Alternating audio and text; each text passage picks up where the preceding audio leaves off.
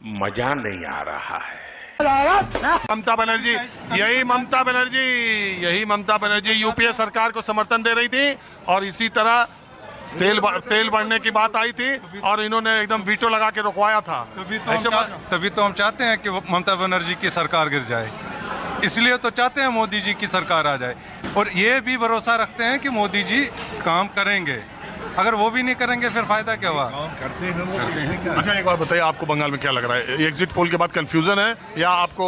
Confusion तो है, पर जिस हिसाब से ममता जी बौखलाई हुई है उस हिसाब से लगता है कि शायद वो हारने की कगार पे है। ये फंस गया सीएम, इसे पार्टी की मीटिंग समझ के फंस गया। उनकी बॉडी लैंग्वेज, जैसे वो स्ट्रांग रूम में 4 घंटे बैठी, बाहर उनके वो एमएलए एमपी धरना पे बैठे, तो उससे तो लगता है कि आज सुप्रीम कोर्ट भी चले गए जी, ये स्टेट के लोगों को घुसने नहीं दे रहे हैं, हमारे लोगों को वहाँ उन्होंने स्ट्रांग रूम में नहीं बुलाया। इससे लगता है कि क्योंकि इस बार धांधली नहीं हुई है, 2.5 लाख पैरामिलिट्री फोर्सेस ने लोगों को गड़बड़ करने नहीं दी, नहीं तो बंगाल में तो छुरी से ही काम होता था।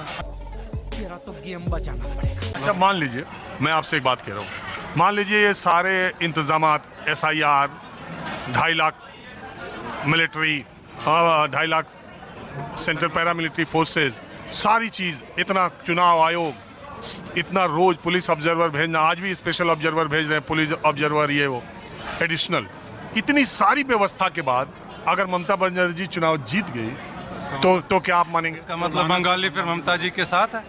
इसका मतलब फिर बंगाली ममता जी के साथ है। तो इसका मतलब अगर ये चुनाव जीत गई तो आप ये मानेंगे कि पिछले 15 चुनाव भी वो इसी तरह से जीती थी? अभी मजा आएगा। नहीं, वो हो सकता है, बट ये नेसेसरी नहीं है कि इसी वजह से जीते हो सकता है। कैसे कैसे लोग रहते हैं यार यहाँ पर, सब क्या देखना पड़ रहा है? बड़े खतरनाक लोग हैं। और अभी तो रुको, क्लाइमैक्स अभी बाकी। लोग साथ रहे होंगे, पर पिछले 2 चुनावों में बहुत मारदाड़ हुई है, इस हिसाब से कह रहे हैं कि इस बार नहीं हुआ तो पोलिंग फेयर हुई होगी। बाकी बताइए आप वही क्या देखे, जब हर चौराहे पर, हर चाय की दुकान पर, कॉफी होम में, हर जगह आजकल तो बंगाल इलेक्शन हुआ 5 स्टेट में, एक झटके में आम आदमी से 5 स्टेट का नाम पूछ दीजिए तो नहीं बता पाएगा। हर आदमी बंगाल बंगाल बंगाल, क्योंकि इस देश के आम लोगों का इंटरेस्ट कि केवल उसी सब्जेक्ट, उसी इशू, उसी इलेक्शन में होता है जहां हिंदू मुसलमान होता है। अगर हिंदू मुसलमान मुद्दा नहीं है तो लोगों को कोई इंटरेस्ट नहीं होता। नहीं, वो तो है ही। आप देखिए ना, पिछले इतने सालों से बंगाल की हालत खराब ही थी। पहले लेफ्ट वालों ने, फिर कांग्रेस का तो चलो फाइन, अब ममता जी ने 15 साल में, पिछले 2 इलेक्शनों में जो उन्होंने मार काट दी, पर्टिकुलरली एक कम्युनिटी के लिए और मुस्लिम डोमिनेशन करने के चक्कर में उन्होंने मारा है लोगों को, वो आक्रोश तो लोगों में रहेगा ही ना, वो आक्रोश तो रहेगा। फिर बीजेपी ने ग्राउंड वर्क पे अच्छा काम किया है। अच्छा, अब ये कहते हैं अभी पैरामिलिट्री फोर्स लगाई, वो करे, उसका भाई ये इलेक्शन कमीशन का इशू है, वो करेगा डिसाइड। ये थोड़ी सेंट्रल गवर्नमेंट करेगी, इलेक्शन कमीशन करता है, उसकी अपनी इंडिपेंडेंट बॉडी है, व्हाटएवर दे आर डूइंग उन्हें लगाए। फिर भी बदमाशी। और मुझे हद ये है कि कल्याण बनर्जी साहब लोकसभा के MP हैं और वो हमारे होम मिनिस्टर साहब को गुंडा कह के, इससे बड़ी लानत क्या हो सकती है? और वो 2 टके का वहाँ पे है जहांगीर खान, वो बोलता है मैं उसकी गर्दन काटूंगा। DIG आप देखिए ना भाषा क्या इस्तेमाल कर, वो बौखलाए गए बीजेपी का जीते न जीते दर्ज।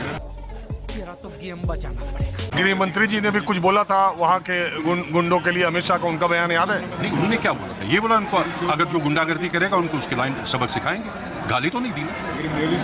जो TMC के गुंडों को हमारी सरकार आई तो उल्टा लटका देंगे, बंगाल के बाहर भेज देंगे, ये गृह मंत्री की भाषा ठीक है? गर्दन काटने में फर्क। नहीं, वो भाषा भी गलत है। नहीं, आप ये बताइए, देश के गृह मंत्री की ये भाषा मंच से सार्वजनिक तौर पर ठीक है? ऐसे तो सारे बोलते हैं, ऐसे किसने नहीं बोला।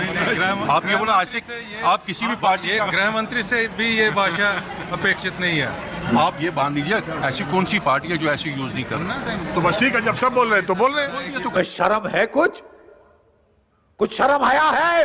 कौन सी आफत आ गई? बस बीजेपी 25-30 सीटें फालतू की वो जीत जाएगी। We want BJP should be there. Bharatiya Janata Party जीतेगी, गारंटेड, बी एश्योर।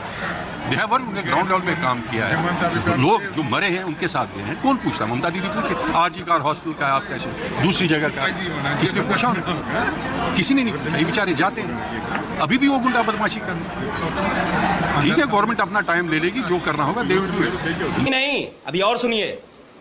पोल पे भरोसा होता ही है, क्योंकि कुछ ना कुछ सर्वे तो करते ही है। तो ठीक है, 50-50 है, 50-50 है।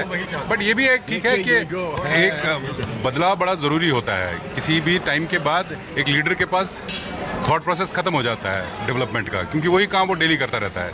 देखिए एक बात और है, जब आपका शासन लंबा होता है तो एक नेचुरली एंटी इनकम्बेंसी आती है, वो बहुत कम जगह ऐसा है। मोदी जी की सरकार में ऐसी पॉसिबिलिटी कहीं आज तक दिखी नहीं। इतनी सीटें कम हो गई, 240 पे चले गए, वो क्या कहेंगे? और भी बहुत सारे रीजन है, आपको अच्छी तरह पता, पत्रकार हो, क्या रीजन है। इसी रीजन के बाद नहीं, आप कोई भी रीजन हो, अगर सीट घट गई तो आप उसको ये मानते हो कि उसकी लोकप्रियता में, उसके ग्रिप में कमी आया तो है, मगर ये ममता जी ने काफी बिलो एक्सपेक्टेशंस जो उसकी उन्होंने एक डिस्प्ले दिया है।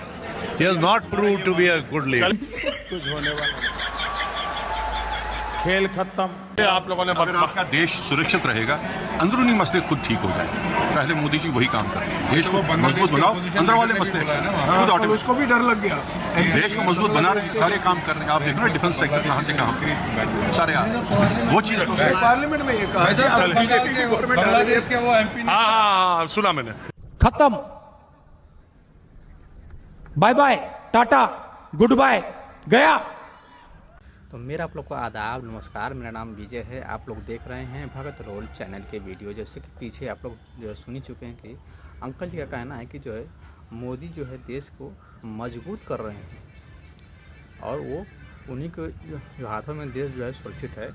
बाकी कोई और होता, कांग्रेस होती, तो देश जो है मजबूत हमारा नहीं हुआ होता। इनको ऐसा लगता है कि उन्हीं की वजह से जो है, उन्हीं के आने से मजबूत हो रहा है। तो क्या कैसे मजबूत हो रहा है, ये इन्हीं को जानकारी होगा।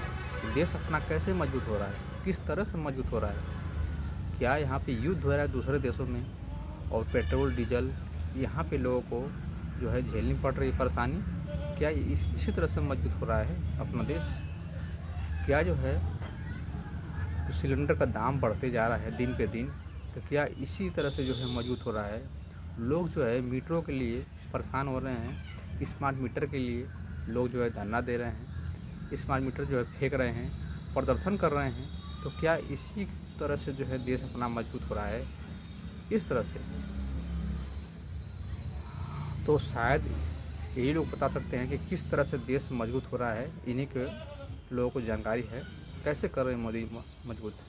लोगों को परेशान करके, लोगों को जो है सारी जगहों पे लाइनों में लगा कर जो है परेशान होकर देश मजबूत हो रहा है। तो इन लोगों को कहाँ से जानकारी मिलती है, अब यही लोग बताएंगे। तो इस तरह के लोग हैं जिनका विचार है, इन लोगों को कोई लेना देना नहीं है।